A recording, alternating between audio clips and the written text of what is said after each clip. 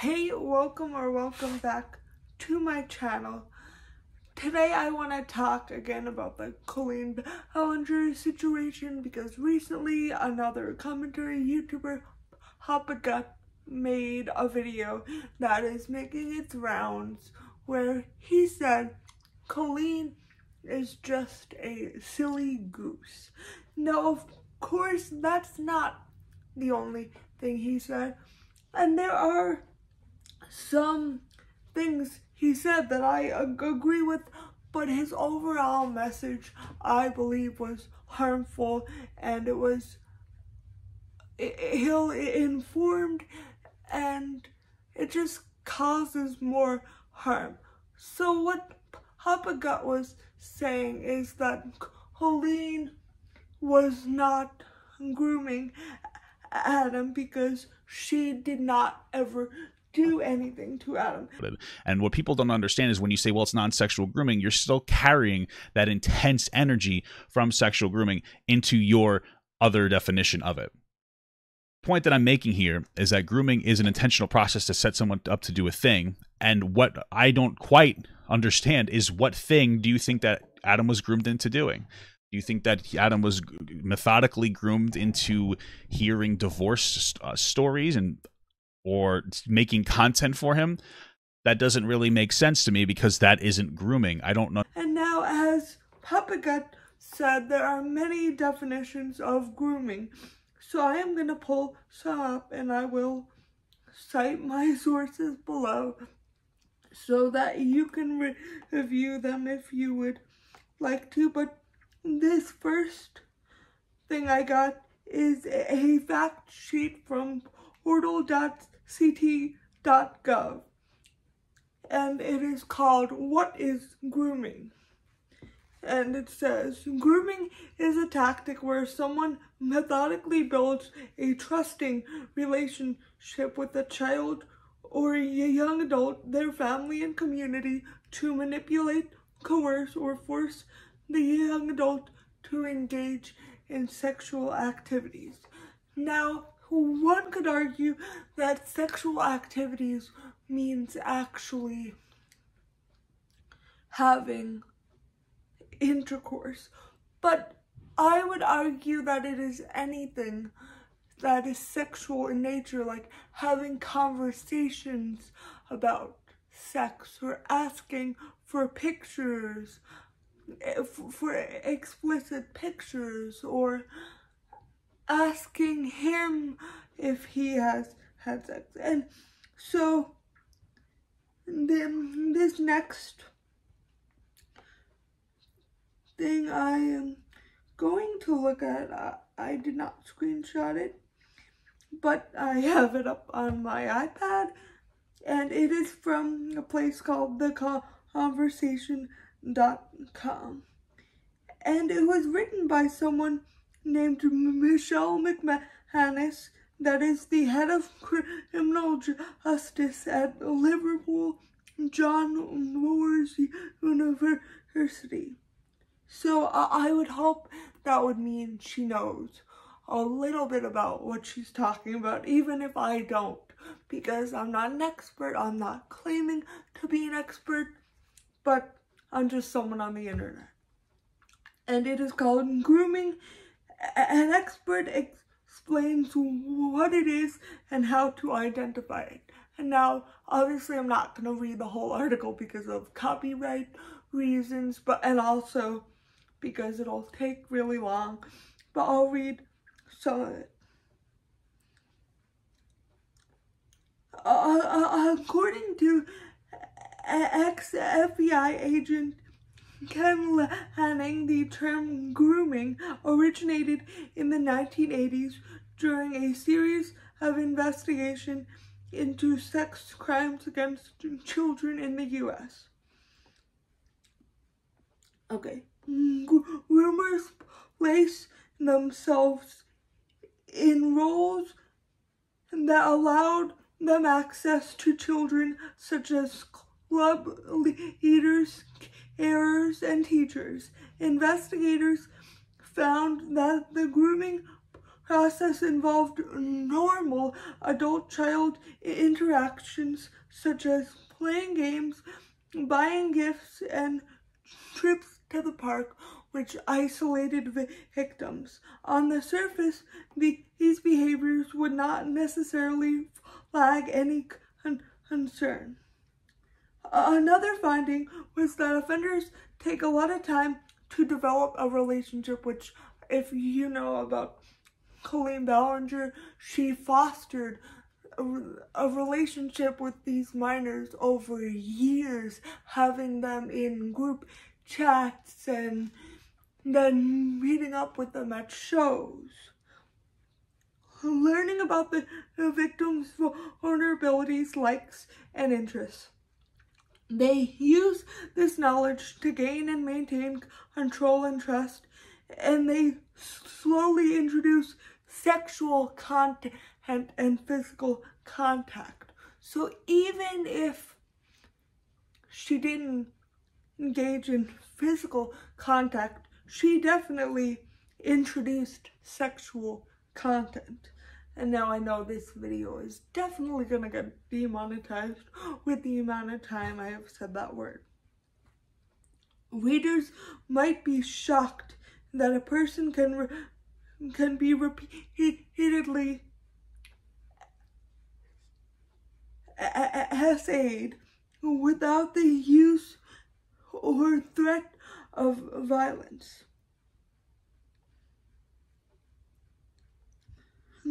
Grooming creates long-lasting harms while preventing the likelihood of disclosure.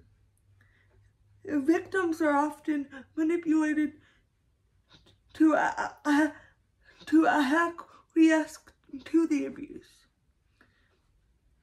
Many grooming victims report feelings of shame or guilt about complying, which stopped them from disclosure. And I feel like Papa Gut's video has just compounded this shame, because it's making it like, oh, he's overreacting, like even if it did upset him, that's fine, but it's not what he says it is. I believe it is grooming, and even, I'm going to make the argument later, that even if you're not going to call it grooming, what Colleen did was wrong. Even if you want to throw out that label, fine, Papa Gut, but what she did was wrong, and she deserves to face backlash. And now, I'm going to go into a segment of this article that says different forms of grooming.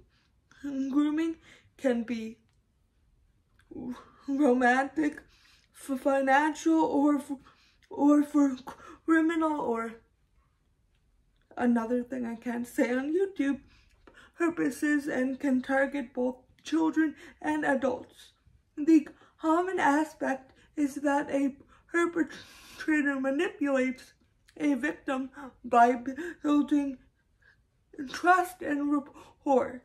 The key to grooming is a power dynamic, which by definition a 30-something-year-old engaging with teenagers, that's a power imbalance. But not only that, but she was also a content creator that they looked up to, so that's even more of an imbalanced power dynamic.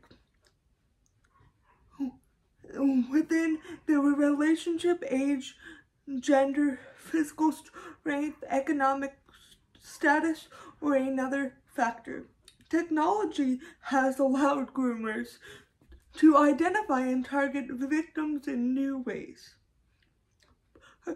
Predators use threatening models of coercion and grooming in which they manipulate their victims to send images. To this topic. And so let's address that first, so that we can say we know for a fact that it wasn't any form of sexual grooming, because it wasn't. First and foremost, we have the inappropriate Q&A questions that Colleen recommended to Adam when he said in a group chat, hey, what should I ask for my Q&A? And she said, oh, what about if you're a virgin? Or what about your favorite sex position? Very inappropriate, right? But what do you think that the desired outcome was? Well, the desired outcome certainly wasn't to do some kind of harm to Adam. I don't think that anybody, that has never been expressed in any capacity. In fact, the narrative seems to be that in public settings, Miranda had to have very little to do with Adam. And so I imagine if she was trying to set him up for some kind of sexual exploitation, that she would have moved forward with that. And so it boils down to that's very inappropriate. And it is, 1,000%. That's no questioning. But that doesn't mean that the intent of that was to try to take advantage of Adam sexually. A lingerie, the same thing. Obviously, she was on a live stream giving away stuff that she didn't want, and she sent it because she thought it was funny. It's not. Especially 6 years after that event happened, it's even less funny.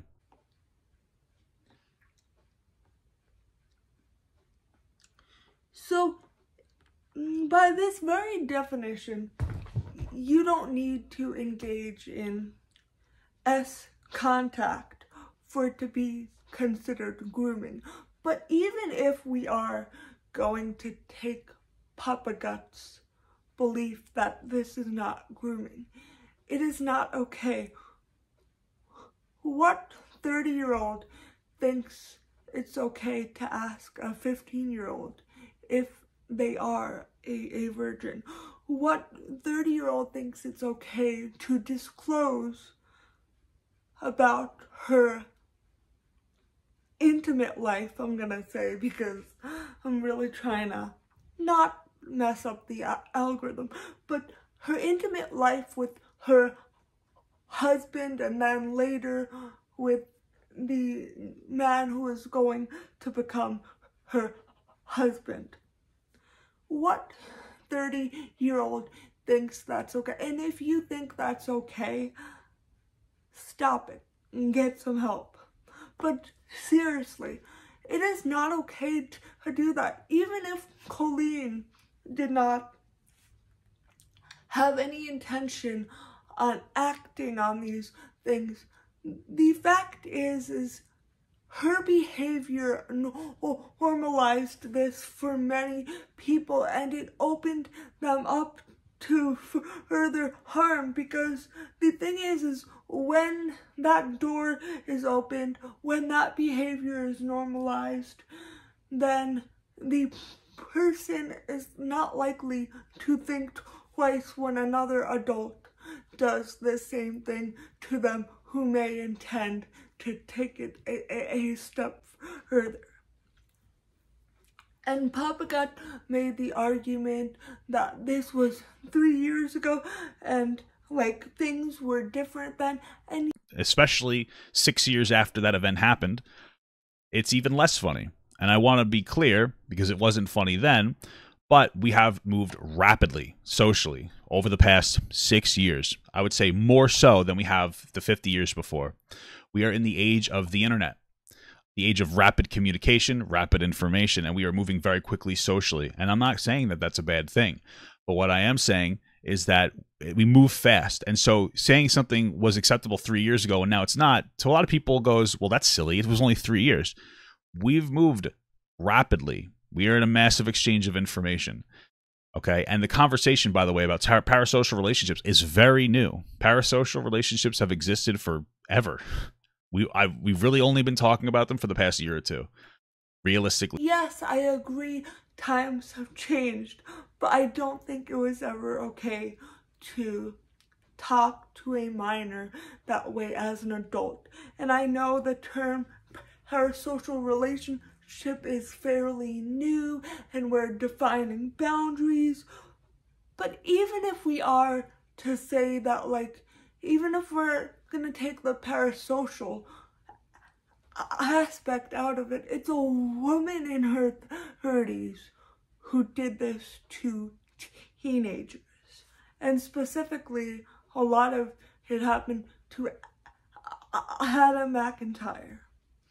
And what Colleen did was not okay. It wasn't okay 3 years ago. It wasn't okay 5 years ago. It wasn't okay 10 years ago. Even if it wouldn't have caused an uproar on the internet, that doesn't make it okay.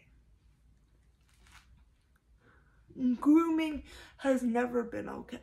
Let me ask you this, and I know this is a hypothetical, and people are going to be like, well, this isn't that situation, so it doesn't matter. If Colleen was, say, a high school teacher or a middle school teacher, and she did this to her students, would someone like Papa Gut still be making the argument that it's not grooming?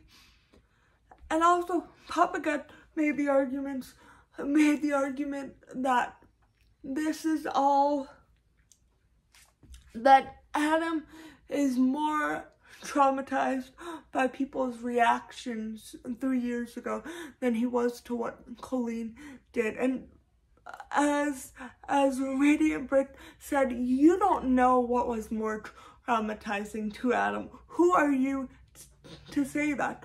But also, you're making this about something it's not. You're making it about the people who didn't believe him, which I do agree. Those people are in the wrong. And that is why 3 years ago, I believed Adam, and I did not speak up against him and be like, oh, he's overreacting, Colleen's great.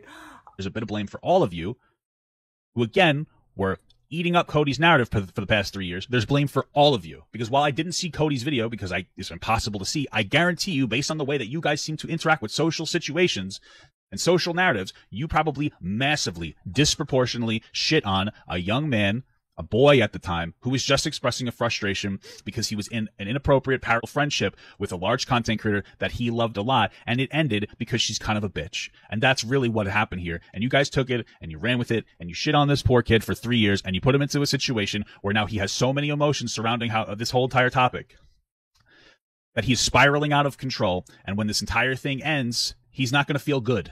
He's going to continue to feel shitty and isolated because none of you are actually his friends. You're all opportunistic individuals who are just trying to latch yourself onto the situation and come off as some kind of a moral, virtuous, righteous, good guy because now you're on the right side. Sorry, I made this horrible mistake that had mentally distressed you for the past 3 years. I'll make up for it by saying it's grooming. No problem, Adam. That's not how things work. That's not how friendships work. And that's not how mental health works. Over-validating somebody's feelings, I know that sounds harsh, is destructive, just as destructive as under-validating their feelings.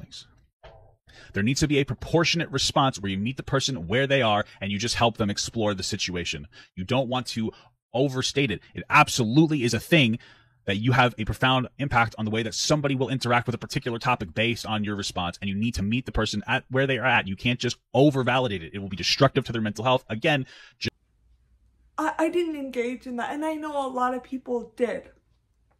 And those people are in the wrong. But that doesn't make what Colleen did okay. And I believe you are shifting the blame. And I don't know why. Why are you shifting the blame? What Colleen did was not okay, period. And you could say, well, Cody Rance was in that group chat and what she did was worse. And maybe that's true. Maybe what she did was worse. But she has since deplatformed herself, so on the internet we cannot do anything about that. I mean, of course, you could press criminal charges. I don't know if that's going to happen, or even if someone were to pursue that route, if the person would face charges. But either way, shifting the blame onto other people is not the flex you seem to think it is. So many people on the internet think that by using semantics and rhetorical devices, they can be so smart and witty and be like, ha, got you there. But the thing is, and this is why I've always had a love-hate relationship with rhetoric, as somebody who has studied rhetoric. And I know this video isn't about rhetoric, but in some ways it is, because everything's about rhetoric. I digress. But the reason is because so many people will use rhetoric and pervert rhetoric to be like, ha, got you, you used the wrong word, or you said this wrong, so you're wrong. When it's like, this is about the heart of the issue, not about what words you specifically use, whether you use the G word or you come up with a totally different word. What Colleen did was not okay, and it normalized that behavior so that those kids in the group chat, because they were kids, thought that behavior was okay, and it made them more vulnerable to other people who may have wanted to take it a step further. And that's my opinion, and this isn't a hate video on Papa Gut, although looking at his channel, it's a mess. Maybe one day I'll take a deeper dive there and look at some of his other content, because from what I've seen, it's not good. But anyway, this isn't a hate video. It's just, I just felt like it had to be said, even though tons of people are making videos on this. I still feel like it's really, really important, and not just, oh, this is drama that I could capitalize off of, because the truth is, on YouTube, I make like, if I'm lucky, I make like $2 per video. But the reason I try not to get demonetized is not because of the money. It's because when it's demonetized, the algorithm suppresses the video and then less people see it. And what's the point of making a video if nobody's going to watch it? And that was a totally different tangent, but also another argument Papa Gut did make was that Adam McIntyre and everybody making videos on this is just capitalizing off of this. And yes, many people on YouTube do actually make money. I may not, like, I do make some money, but trust me, I barely get checks from YouTube. But this isn't me complaining about that, but that argument to me is just silly, because this is something that has deeply affected Adam. And not just Adam, but this whole ordeal affects a lot of children. And that is why this behavior needs to be spoken out against and stopped.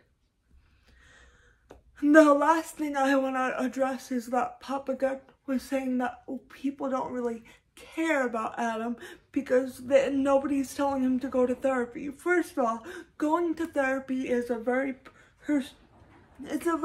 personal choice, and I do think Adam should go to therapy, but I can't make him do that. And people on the internet telling him to go to therapy at the end of the day is not going to make him go to therapy. Although he has said he's in therapy, which I'm very glad for, because after what Colleen did, he definitely needs it. And I think therapy is just good for most people. But anyway, thank you for watching. I hope you learned something, and if you did, please give it a big thumbs up. And I hope to see you again next time. Bye.